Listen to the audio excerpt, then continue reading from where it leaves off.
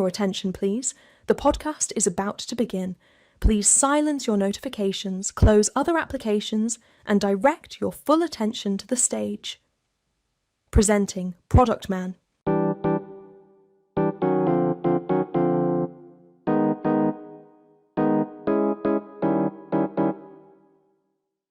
Hi, I'm Yunus. Welcome to episode 7 of the Productman podcast. In the last episode, we were wearing a detective's trench coat. Remember? We examined the crime scene, gathered clues, and found the problem. We even tested our first solution with the MVP, that simple skateboard. But now, we are leaving the detective agency, going to the harbor, and moving to the captain's bridge. There is a vast, foggy ocean in front of us, and we have a map in our hands. Today's topic is perhaps the most misunderstood, most fought over topic in product management, the roadmap. But let me tell you from the start, this map is not the kind of map you think it is. Most people, especially traditional managers, think a roadmap is a train schedule. You know the type. The train will enter the station at 2 p.m., it will pick up passengers at 2:15, and it will arrive in Ankara at 3:30. The equivalent in the software world is this. The basket feature will be finished in the first week of June. The payment system will be released in mid-July. And by early August, our revenue will increase by 20%. I wish life and technology were that predictable, but they are not. There are no train tracks in the ocean. There are storms, there are waves, there are engine failures. Today, I will tell you how the most perfect plan I ever made in my early career went into the trash with a single email. That feeling of helplessness, the days when we turned into a factory that constantly produced features but could not produce value, and how I survived that famous, frightening question from managers, when will it be finished? Also, we won't just talk about me. We will talk about how Instagram changed its route and how Amazon saved itself from being a feature factory. Set your course, grab your coffee, open the sails. Let's start. Let's talk about that perfect plan life first. Early in my career, with the confidence of inexperience, I thought that if I made a roadmap, put it into Excel, and everyone said okay to it, it would happen exactly like that. Once we sat down with stakeholders and worked for days. We prepared a great roadmap. Everything was so clear. Resources were clear. Who would do what was clear. Dates were calculated to the millimeter. I presented it to the managers. They loved it. Okay, Yunus, they said, this quarter is going to be great. I felt like the best captain in the world. The route is set, full speed ahead. We advanced 2 sprints, maybe 3 sprints. Everything was ticking like clockwork. Then, one morning I came to the office, got my coffee, opened my computer. An email dropped into my inbox. Sender, upper management. Subject, strategy change. I opened the email and read it. It basically said, friends, market conditions have changed. As a company, we changed our strategy and decided to expand to these new countries. This is now the priority for all teams. I want to freeze that moment. The feeling I felt at that moment was exactly this: helplessness and panic. Helplessness, because those timelines I worked on for days, those time schedules calculated to the millimeter, those perfect Excel tables, it all became trash in a second. None of those features mattered anymore. Panic, because a huge, unknown, intense schedule appeared in front of me.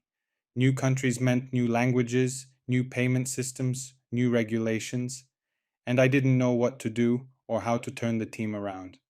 That day, sitting at that table, I learned this. A roadmap is not a law carved in stone. If you think of a roadmap like a train schedule, you will derail. And the end of a derailed train is a disaster. But if you think of a roadmap like a GPS device, you will survive.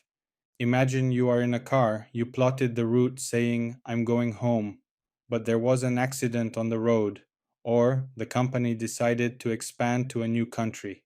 Does the GPS tell you, no, drive into that accident stubbornly, I planned it that way?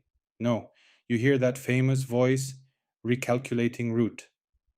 So when that email comes, what you need to do is not cry saying my plan is ruined, but say Recalculating Route and turn the steering wheel. Let's look at Instagram. The best example of this is Instagram.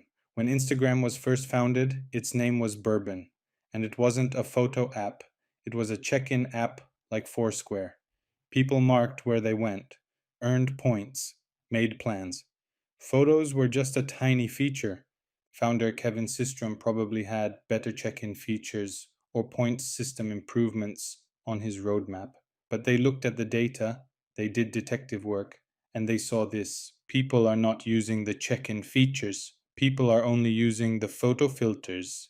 If Kevin Systrom had said, no, I have check-ins on my roadmap, I will stick to the train schedule, there would be no Instagram today. But what did he do? He acted like a GPS. He said recalculating route. He threw away all the other features in the app, the plans, the check-ins. He focused only on the photo, and he changed the world. So, my friend, don't be afraid when that strategy change email comes. Maybe that email is the turn that will make you Instagram. Let's come to the second trap. This is a swamp that startups and fast-growing companies especially fall into. I call this the feature factory. At a startup I worked for, we unfortunately measured success by output. Our roadmap was not a strategy document, it was like a shopping list. Make the add to cart button, then add favorites, then open comments, then. The team is working like bees. We are constantly writing code, constantly releasing things live. If you looked from the outside, you would say, wow, what a productive team. But inside, I felt not like a product manager, but like a production line chief in a factory. Why? Because no one stopped to ask, hey, what did we gain from that feature we added last month? Did the user like it? Did our revenue increase? No, no stopping. What's next? New feature. Friends, product management is not producing features. Product management is producing value, outcome. Your roadmap shouldn't say, we will make the basket button red. It should say, we will reduce the cart abandonment rate by 10%. Because you can make the button red, finish the feature, but if the rate doesn't drop, if value is not created, that job is a failure. A feature factory produces trash. A value factory produces money and happiness. Let's look at Amazon. Amazon found the best way to escape this trap. Jeff Bezos banned the feature factory with his famous working backwards method. At Amazon, a PM cannot say, let's build this feature. First, they sit down and write a press release as if that feature is finished and live. Amazon announced its new feature that allows customers to shop with one click. Thanks to this, shopping time dropped from 2 minutes to 30 seconds. If this press release you wrote is not exciting, if it does not provide a clear benefit, value to the customer, Amazon does not let you write even a line of code. So they imagine the value first, then produce the feature. They don't say, let's do it and see later like we did in our startup. And of course, that inevitable question. No matter which company I go to, wherever the product culture is not fully settled, that bomb dropped on the table at the end of every meeting. When will it be finished? Managers, customers, salespeople, they all want an exact date. Is it finishing on September 15th? Can we launch on October 3rd? As a product manager, you know that giving an exact date in the software world is gambling. A bug appears, the server crashes, a third-party API fails, everything gets extended. This is called the cone of uncertainty. When you are at the beginning of the project, the probability of knowing when it will end is the lowest. In my career, I was constantly trying to explain this to the other side. Look, this is a process. I cannot give you an exact day. This is not construction. We are not laying bricks. We are solving unknowns. But real life is not like in theory. The person in front of you has to report to their management too. They are under stress too. Sometimes, just to end the tension in that meeting, just to relieve the other side, I admitted to giving rough dates, even if I didn't want to. Moments where I said, okay, we are targeting the end of September, early October, and left the meeting with a stomachache saying, oh God, I hope it makes it. I hope nothing goes wrong. This is an honest confession. Sometimes you have to be political. You have to play the game. So is there no way to get rid of this, to be both professional and realistic? There is. My favorite format, which has almost become a standard now. Now, next, later. Greetings to Jana Basto, who invented this. Instead of going to your manager and marking days on the calendar, You divide the roadmap into 3 boxes. Now, the jobs we are working on right now, details are clear, designs are finished. I can give a date for these. For example, this month, because I can see what is in front of me. Next, the jobs we plan to do after this. We know what we will do, but how we will do it is not fully clear yet. These could be in the next quarter, later. Big ideas that are in our vision that we want to do but haven't gone into detail yet. These might change. These are 6 months later, maybe 1 year later. Let's look at Spotify. Agile companies like Spotify use this very well. They don't say this feature will be released in November.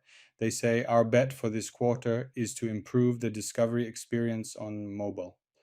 This gives them flexibility. If plan A doesn't work for discovery experience, they switch to plan B without date pressure. The goal is not to meet the date, but to hit the target. If you use this method, you are saying to the stakeholders, I don't want to lie to you. I see the near future clearly. I see the far future as blurry. Let's focus on the near future. Let's wrap up, my friend. A roadmap is not a contract. It is a statement of intent. It is a communication tool. When that strategy change email comes, don't be sad saying, my plan is ruined. Say recalculating route like a GPS. Like Instagram, maybe that change will take you to the top.